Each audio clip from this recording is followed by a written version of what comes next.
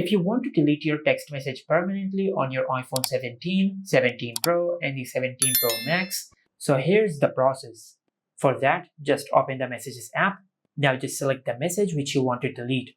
For an example, if you want to delete a specific message, just tap and hold on the message to select it, then tap on More. And from here, just select the messages which you want to delete. Then tap on the bin icon over here and select Delete Messages.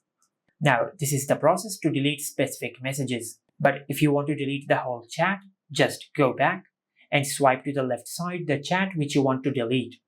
Then tap on the bin icon. Now just select Delete. And after you do that, you will delete the message on your iPhone. Now, to delete it permanently, just tap on the three lines over here and tap on Recently Deleted. Now, just select the messages which you want to delete permanently and tap on the bin icon over here.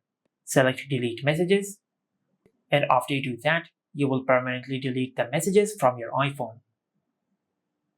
And this is how you can delete text messages permanently on your iPhone 17, 17 Pro, and the 17 Pro Max. Make sure to like, comment, and subscribe. Thank you for watching.